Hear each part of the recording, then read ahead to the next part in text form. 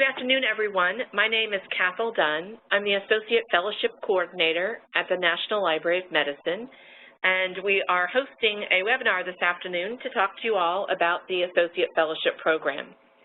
In this webinar, you'll hear from myself, Cathal Dunn, the Associate Fellowship Coordinator, and current and recent alumni Associate Fellows will talk about the program, the application process, and why you might want to apply and participate in the program. I'll present first with a brief overview of the program. Then you'll hear from Megan Kellner on the application process and interviews, Tyler Moses about curriculum, Luan Nguyen on conference attendance, Kendra Godwin and Aaron Foster on projects, and Candace Norton will talk about mentoring. This session is being recorded for later use on the NLM main website.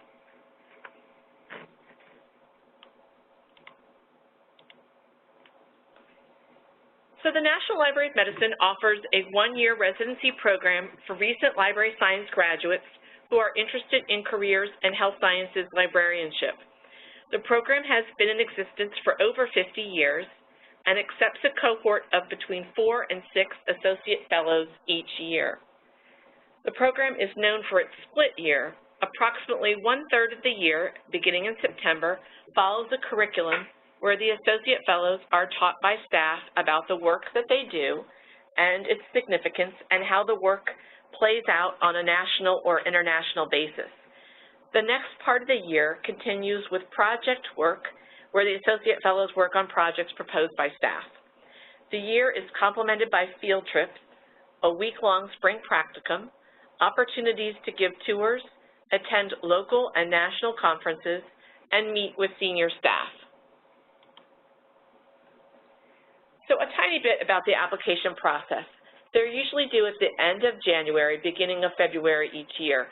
This year, the applications are due January 27, 2017. We will interview candidates in March and April and make offers by early May.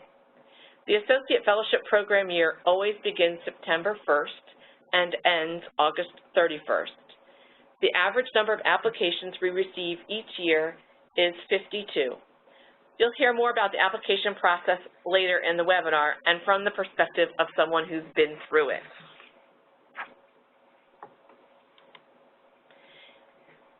The program is experiential, from the interactive learning sessions in the curriculum to selecting and working on projects, to meeting with senior staff, to conference attendance and visits to other libraries. We have visited, though not all in the same year, the Library of Congress, the National Agricultural Library, the FDA Library, NPR's Library, Government Publishing Office, National Archives and Records Administration, Uniformed University of the Health Sciences Library, National Geographic Library, Walter Reed National Naval Medical Center, Howard University, University of Maryland Health Sciences and Human Services Library, Montgomery County Community College Library, Inova Fairfax Hospital Library, and the Tompkins McCall Library for the Health Sciences at Virginia Commonwealth University. So not only do you get to know about NLM and what it does, but you certainly get an opportunity to visit and hear about the library from other librarians in the metropolitan region. So now I'm going to turn the webinar over to Megan Kellner, who's going to talk about the application process and interviews. Okay, so as Cathal said, I'll start us with some tips and some insights that I gained about the application and interview process. So before you start applying and working on your application, I really suggest taking some time to reflect on why you're applying to the program. So consider things like what you hope to gain through the program this year, what skills or unique experiences you'll bring to NLM, why you would like a career in health science librarianship, and what really appeals to you about becoming a leader in the field. So once you consider those things, you'll be prepared to start working on 2 of the key components to the application, and those are the essays and letters of recommendation. So the essays are your place to demonstrate what makes you a unique candidate. A suggestion that I have is to have 2 people review your essays. have one librarian or a professor from your library school, and also someone who doesn't work in libraries. It'll help to have the multiple perspectives on what you can revise. And when working on when getting letters of recommendation, know that you will need 3 letters, and at least one has to be from an instructor. And I really suggest notifying them of this early. One of my recommenders asked to see my essay responses before they wrote their letter of recommendation, and this really helped them to tailor their letter and make a more compelling recommendation for me going into the program. So I would really recommend budgeting your time and starting the pre-application process fairly early.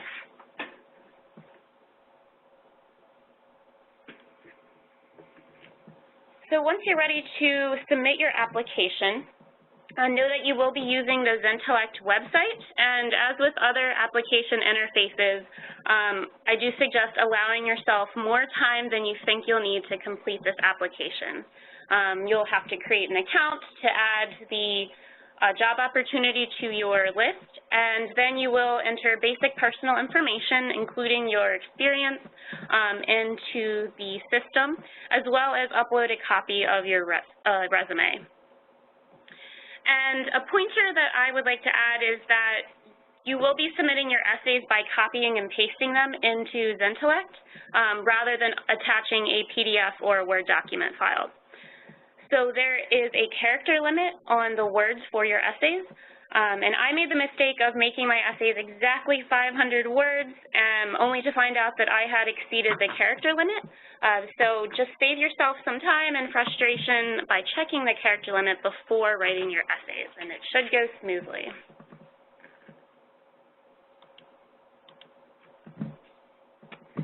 So when you are invited to interview on campus, there's a lot of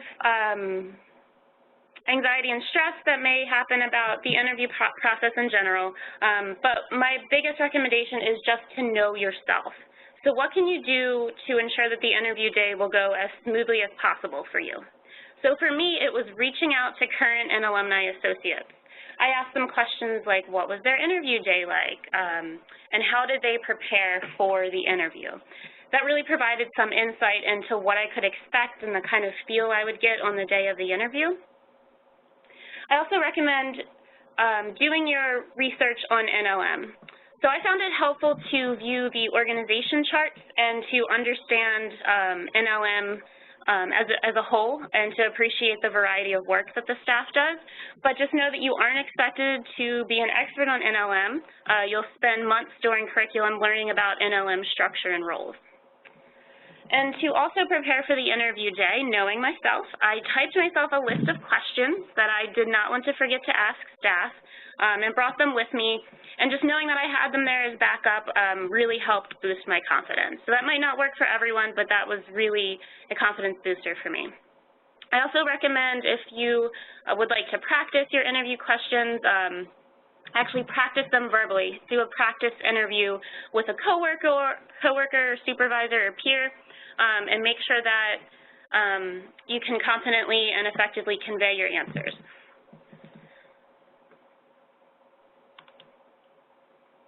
And when you arrive to NLM for your interview day, you'll have one of the current associates as your host for the day, and they'll meet you in the lobby of NLM right behind these doors and escort you throughout your interview day. So the interview is similar in format to an academic library interview, in that it contains both individual and group interviews. And just know that it is a long day, and if you're like me, you're probably going to feel exhausted after, but it is definitely an interesting experience.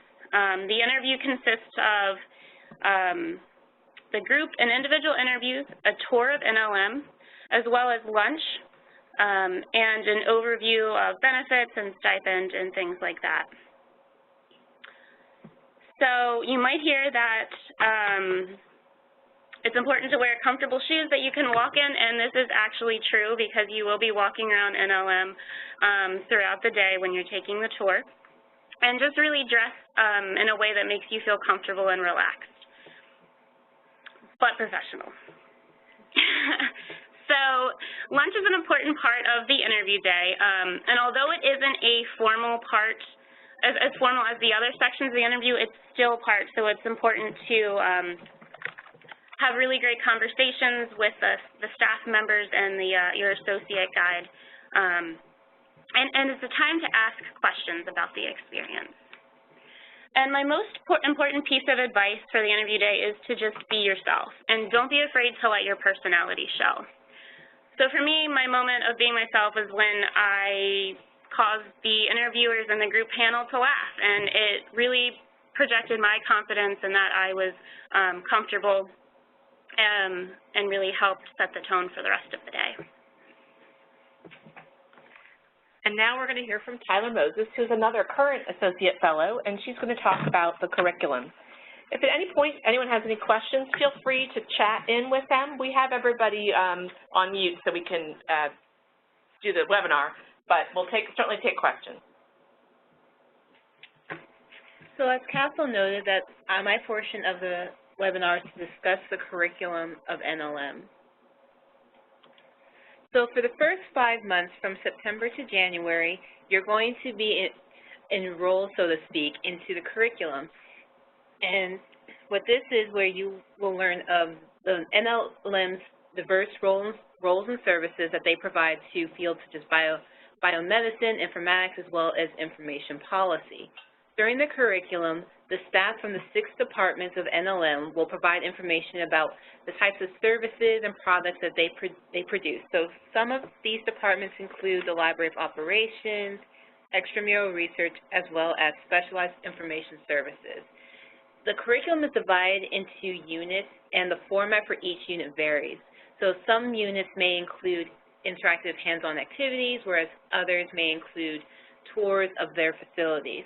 At the end of each individual unit, you will write up a curriculum debrief where you provide feedback to the staff members who presented, like what you learned about during their unit, as well as what you think could be improved about the particular unit.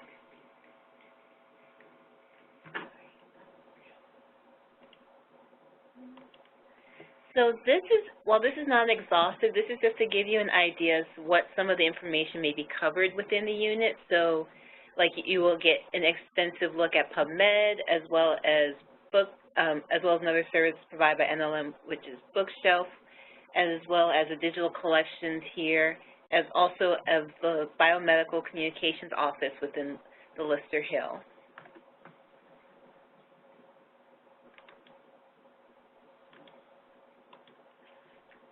So here's some things that I feel like you would need to know about the curriculum. It's very much like the classroom structure that you would have in like a college course, whereas you would sit in the room and you would have the staff members present like you were their professors, and you would take notes on the information that they presented.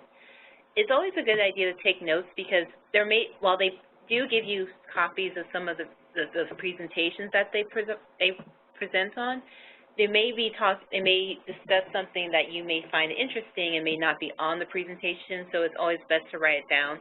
And also, taking notes helps when having to review, when writing up the curriculum debriefs, because sometimes it's difficult to remember all the information that can be presented. Also, it's really beneficial to ask questions during the curriculum. This is your opportunity to really have a more in-depth look as to what NLM does, and also this really can help you answer maybe some things you always have questions on, especially if, since we have used maybe some of the services extensively through our graduate studies. Also, the curriculum is really your opportunity to make connections with the staff across various departments.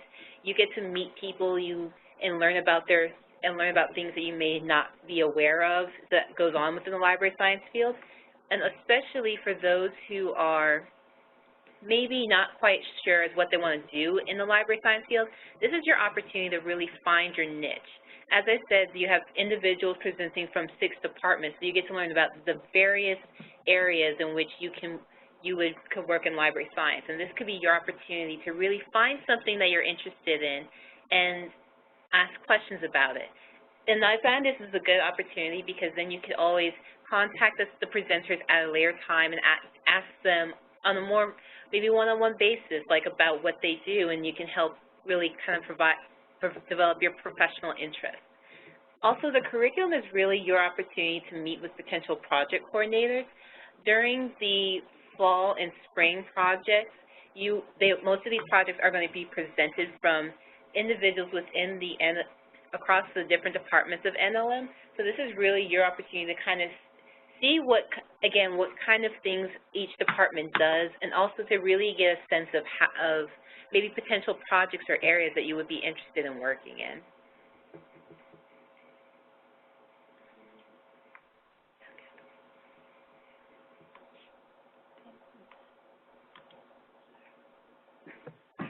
And now we'll hear from Lawan Nguyen, who is a second-year NLM Associate Fellow. She's spending her second year at the NIH Library, and she's going to talk about conference attendance. Thanks, Cathal. I feel like I get to talk about the fun part of the program. So we were fortunate to have a variety of conferences open to us, and our first conference was MAC, which is the Mid-Atlantic chapter of the Medical Library Association, and the annual meeting was held in beautiful Asheville, North Carolina last year. And at the conference, we heard from great speakers, including a funny talk from an author of the book, Snoop, What Your Stuff Says About You, and learned a lot about ourselves, and a TED Talk from a physician who founded imedicalapps.com. And one of the best part of the conference for me was reconnecting with colleagues that I had worked with a couple of years before. And I also had one of the best fried chicken at Tupelo Honey Cafe in downtown Asheville. So in November, we went to the annual meeting of ASL, the Association of Academic Health Sciences Libraries. It's a closed meeting generally attended by the directors of health sciences libraries and offered us a chance to meet the current leaders in the field.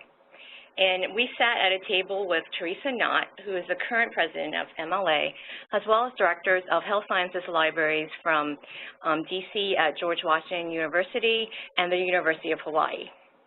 ASL's annual meeting is usually held in conjunction with the Association of American Medical Colleges, or AAMC annual meeting, which we also got to attend right after ASL. So the AAMC annual meeting of Learn, Serve, Lead brings together the academic medical community, and we heard from residents and students, educators and faculty, as well as medical school administrators and teaching hospital CEOs on issues to transform healthcare. We even heard from a Pulitzer Prize-winning journalist, Eugene Robinson, who spoke about academic medical centers taking on responsibilities to raise their voices and advocate for reforms to lower healthcare costs, to increase NIH funding, and to achieve healthcare equity.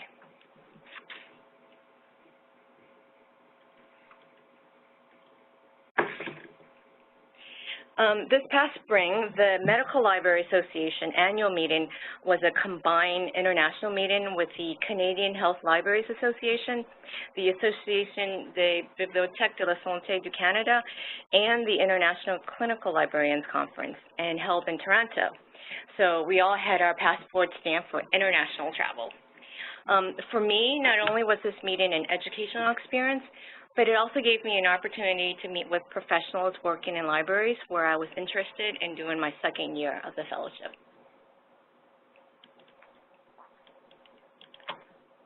And finally, these were some of the smaller local or one-day events that we were able to attend during our first year, and I really enjoyed a lot of them. Thanks, Juan. And now we're going to learn about the projects that you get an opportunity to do during the program. And first up is Kendra Godwin, who is a current Associate Fellow here at NLM. Thanks, Cathal.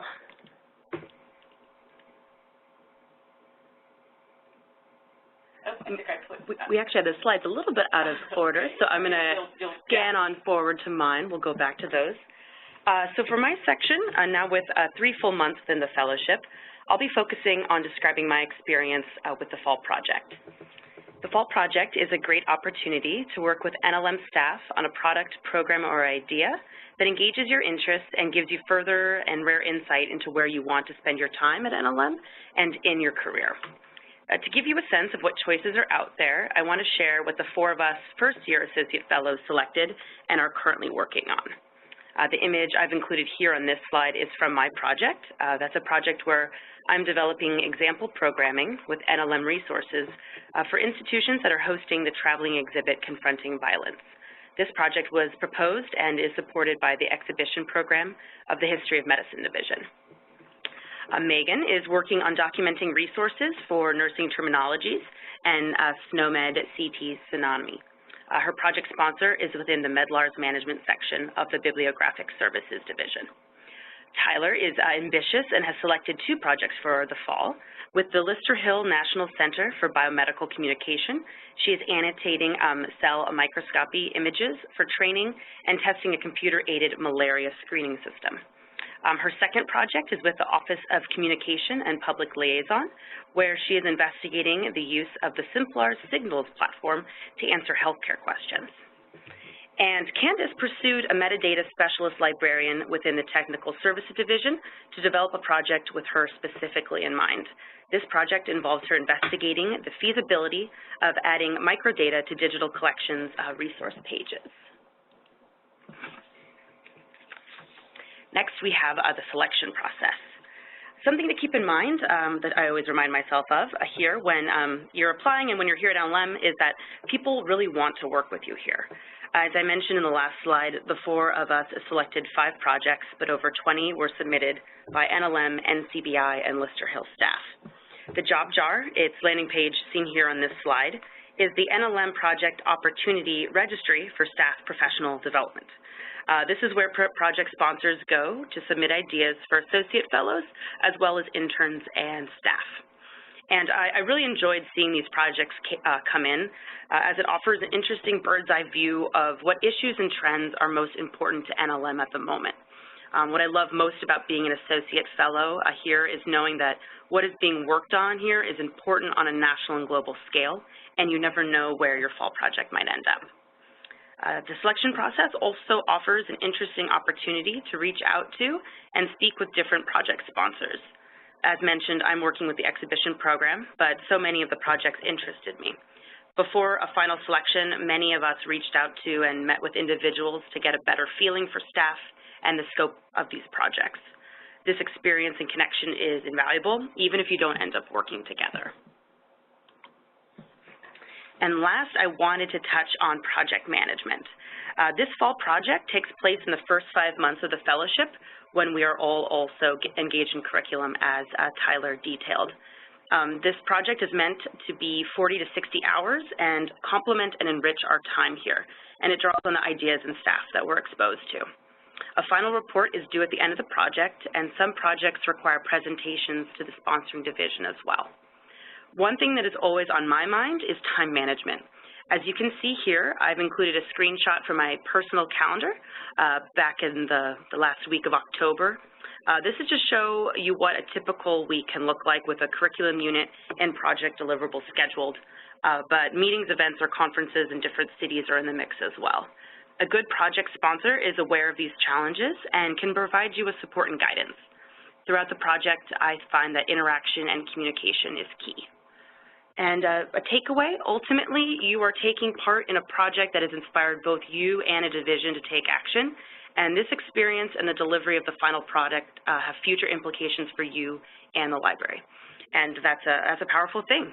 I think this is the perfect space to take risks and learn more about yourself. And now I'm going to go back to the beginning of Erin Foster's slide. So yes, this gives everyone a chance to practice their webinar skills, particularly me. So Erin Foster is going to speak now. She is, as of the end of August, an alumni associate fellow, and she is currently at the Indiana University School of Medicine, and will tell you a little bit more about herself and also about the projects that she was involved with here at NLM.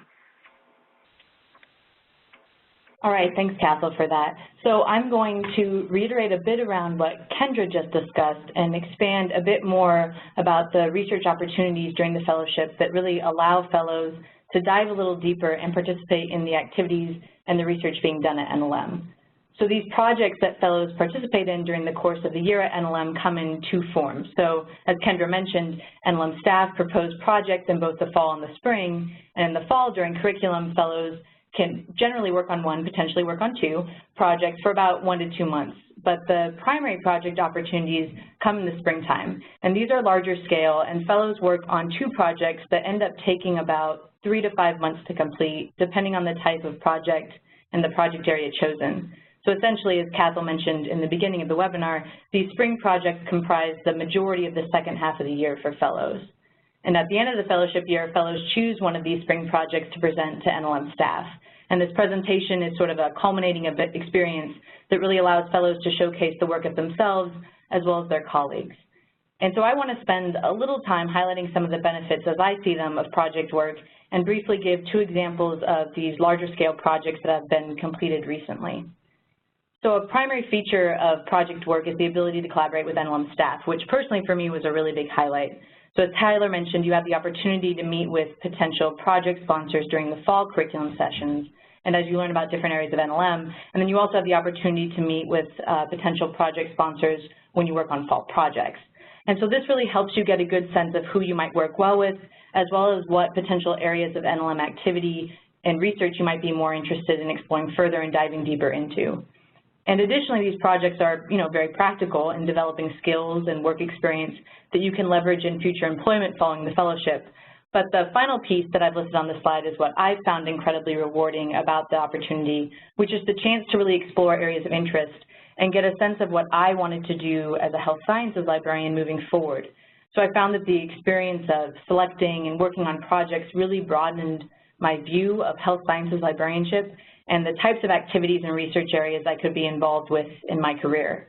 And so these 3 aspects, the building of relationships, the developing skills and experience, exploring areas of interest, really make project work a very rewarding piece of the fellowship program. And the work that you do, as Kendra mentioned, on these projects can have real impact and visibility. And I've included 2 examples of work that show how projects can result in research and scholarly output, but also allow fellows to engage with not only the NLM community, but the NIH community more broadly, as well as some external groups and organizations. So if I could get the next slide, please.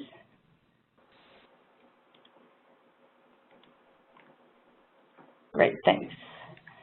So the first project I'm going to discuss was completed by Arielle Deerdorf, who was in the same cohort as me in 2014-2015, and she focused in her project on assessment of NLM's Informationist Awards program. So she partnered with NLM's Division of Extramural Programs to evaluate grant supplements that promote the inclusion of an information specialist or an informationist as part of a research team. So as part of this project work, Arielle surveyed the principal investigators who had received the initial round of supplements to include an informationist in their research teams, and then she also conducted a focus group of the informationists and the librarians who had been included as part of this research team at the annual Medical Library Association meeting in 2015. So you can read about the results of that assessment in this article that I've included a screenshot of. It was recently published in the Journal of eScience Librarianship if you're interested in learning more. And that article also is a sort of anecdotally a great demonstration of the kind of potential scholarly output that these projects can have.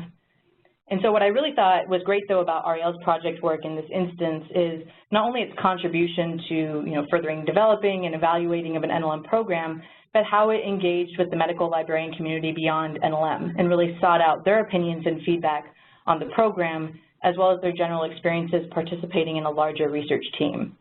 And this assessment also focused on activities and involvement of these informationists related to data management and, more broadly, data science activities as part of a research team.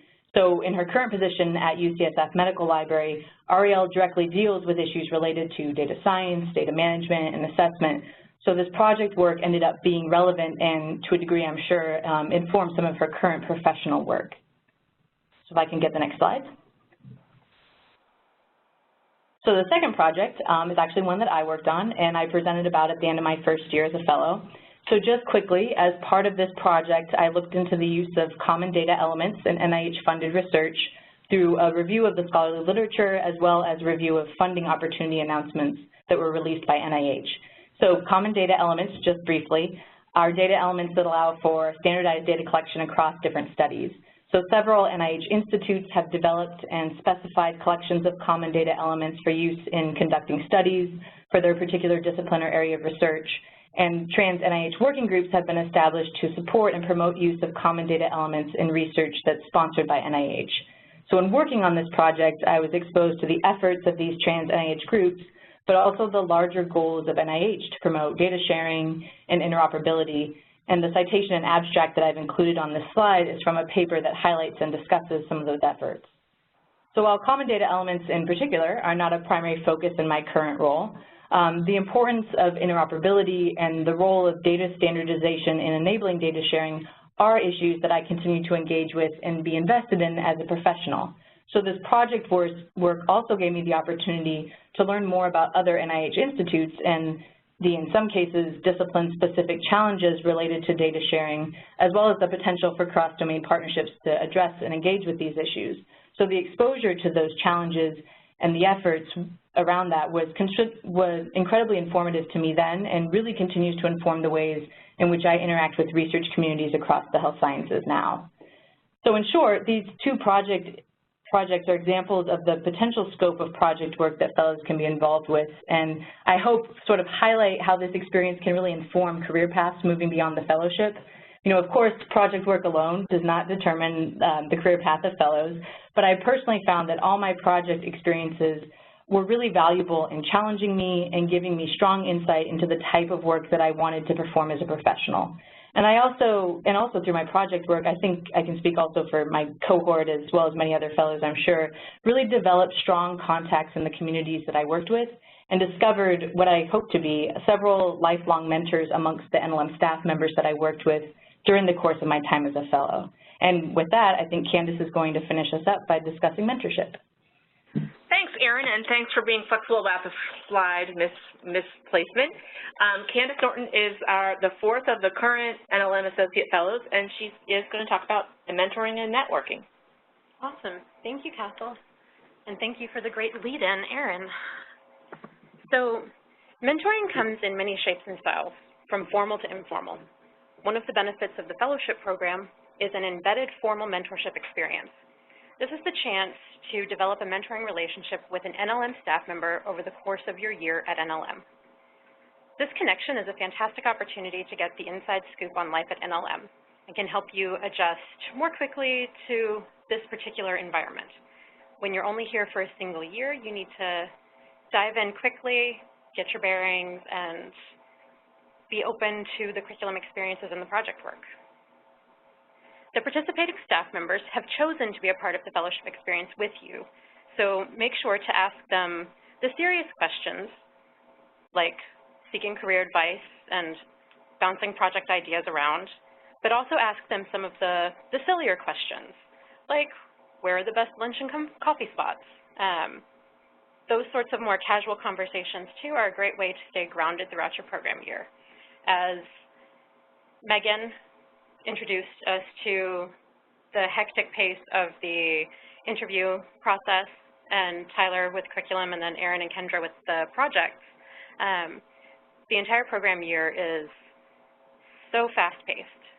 Having the consistent meetings and conversations with your program mentor are a great way to stay grounded.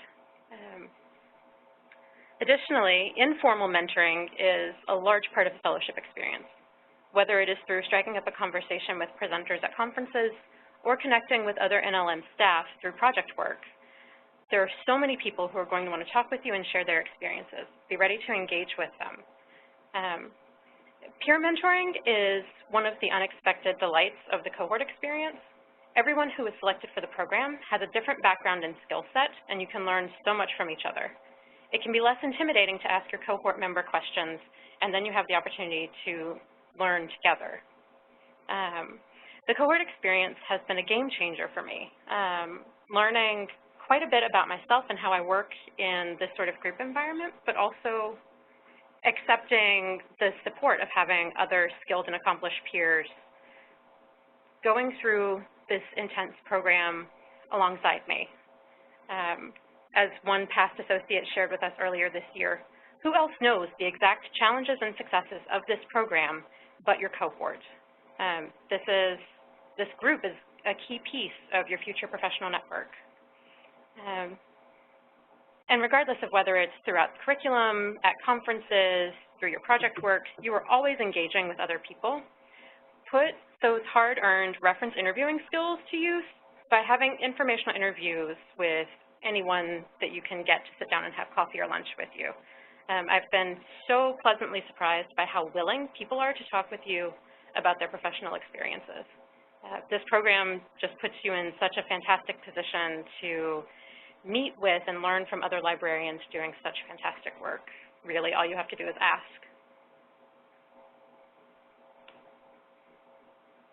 Thanks, Candace. If anyone has any questions, we're happy to take them if you just want to speak, or use the chat pod and talk with us. We'd be happy to answer any questions anyone might have.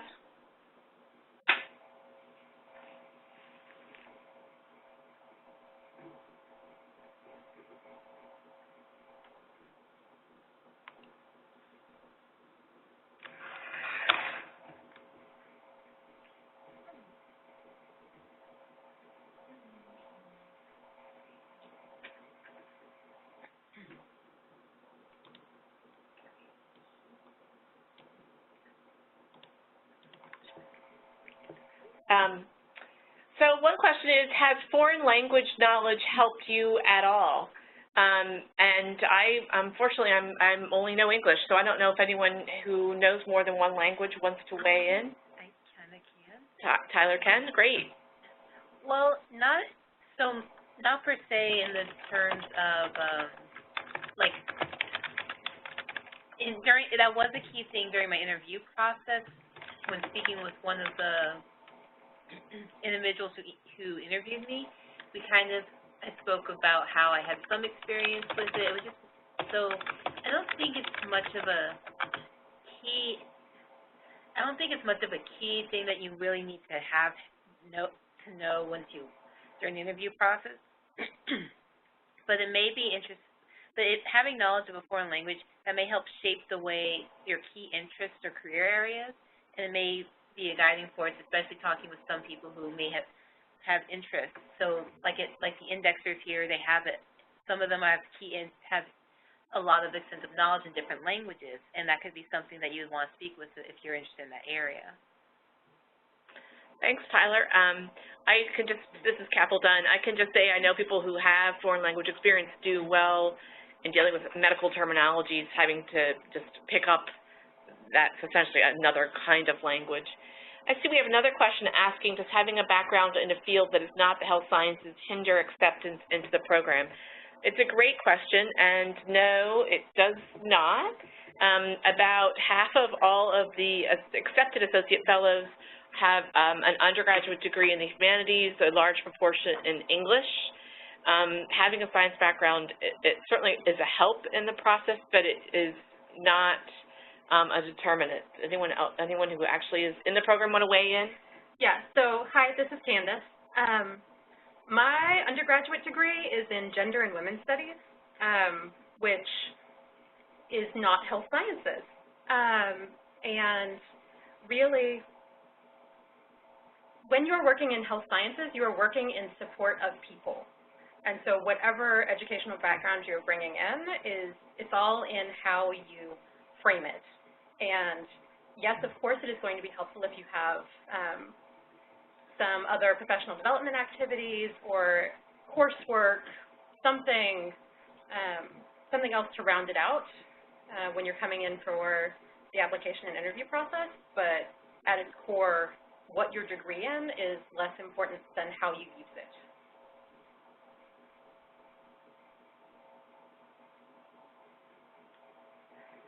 Are there any other questions?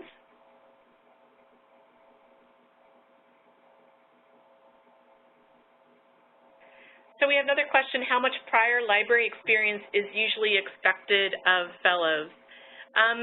We'd like to see some library experience. It doesn't have to be a lot. We recognize that we're asking for recent graduates from library school. So you may have only graduated a couple months or not yet even graduated at the point that you're interviewing with us. So we're not looking for a lot of experience. We know the group that we want to have. Having said that, though, it's probably a good idea if people have had some experience, then we know that that they're like, yes, I'm not only do I think that this is a good idea, I've actually tried it out a little bit. That's probably a good way to look at it. Wondering about how NLM decides where people go for their second year. That's the choice of the associates based on the letters of interest that have come in. Last year there were, I think, about 6 letters of interest, and they may not have had their pick of everywhere in the world they wanted to go, but they definitely had a choice. There were 3 associates last year. Luan, I don't know if you want to say about choosing how you chose. Well, like I mentioned briefly, I had a chance to speak with some of the libraries I was interested in at the MLA conference.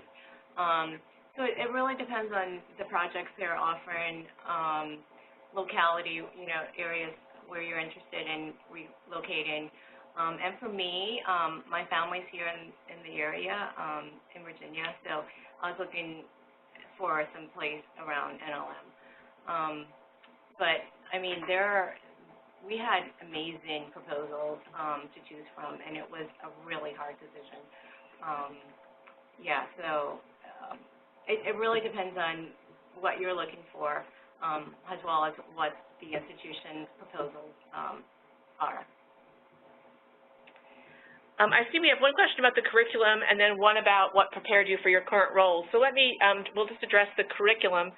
And since Tyler addressed that, Tyler, do you want to talk a little bit about that? Yes, so this is Tyler. So there's 6 departments within NLM. That includes the library operations, the Office of Communication Computer Services, the Extramural Research Department. Then there's the Specialized Information Services. Then you have Lister Hill National Center for Biomedical Communications, and then the National Center for Biotechnical Information, and the last one is the Office of Director. So really during the curriculum units, you have the staff members from all the different departments come in. They talk about what kind of professional responsibilities that they have, what kind of areas of expertise they're on, what kind of trends they're seeing within their own department. So an example would be that in the extramural research, they talked about how grants are reviewed here at NIH and the process of grants going through being peer-reviewed and how proposers go through the process of submitting their grants. So it really kind of varies as to what's typically covered, but for the majority, it would be about if there's particular products that are produced by a department, they'll say like what kind of products they work on, what kind of typical things are done by the staff members within each individual unit, what kind of future trends they're also seeing within their unit, and also they'll give you like an organization chart of how they're laid out, and also how this particular division fits within NLM as a whole. I hope this answers your question, Lauren. And then the next one was let me move it down. What MLIS courses best prepared you for your current role? And yes, this is Kendra. I'm going to speak to this briefly. So I attended UCLA for graduate school, and they didn't have a focus on health sciences libraries there. So I found that the most helpful thing for me defining, my career trajectory and for joining the fellowship here is the internships that I took advantage of, and then the work I did at UCLA as biomedical library. I think that those are all very informative experiences. But I would say that the two courses that I took part in at UCLA that I found most helpful, one was a data management course, and the other one was the management of academic libraries. I found that both of those, having that skill set going into the various curriculum units and having discussions with various staff here at NLM, having that as a foundation was very helpful.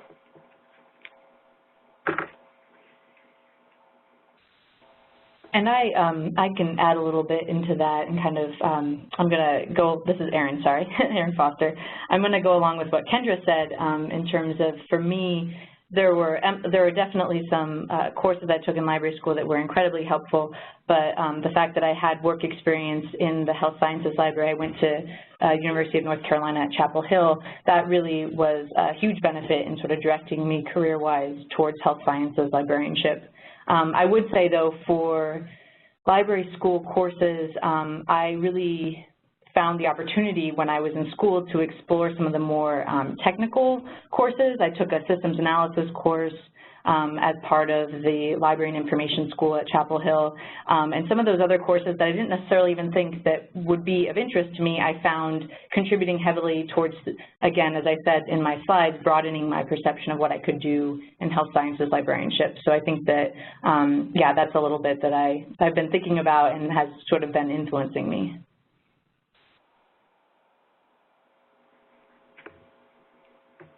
And we have a question, are there project opportunities that focus more on user services and less on the technical side of librarianship? This is Cathal. I would say yes and no. This library is open to the public, and we just generally serve everyone. But we don't get a lot of foot traffic, and so we don't have an extensive reference service too much. And we don't have a population like a population of students. So the kinds of user services things that we might focus on would be usability testing to improve our product. We might look at outreach, but we would look at what, analyzing some data on various outreach programs. We might look at the users of some of our products, and Luan did an analysis and talked to some people that way. But there is a reference desk. It is staff, but it's not, like a lot of other libraries, it's not, at least the health sciences, not as active as it might have been years ago. This is a great place to come, though, because we make all the tools that people use. So if that's something that's attractive to you, if you're like, okay, I would love to get that experience, because then leaving here, and if you wanted to be more with the student population or work with researchers, you'll have been at the place where it has it. But if you really, really, really enjoy that and want to have that from the get-go, then this may not be a good match for you.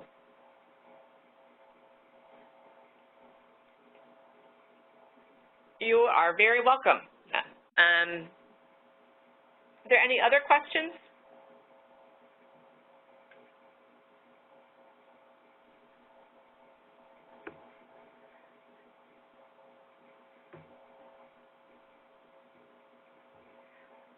Well, we are getting close to the end of the hour, so we'll close this out, and we hope to be able to post this to our website, so you'll see the recorded webinar then. I thank you all very much for joining us late in the day on a December Tuesday, and thank you for your interest in the program.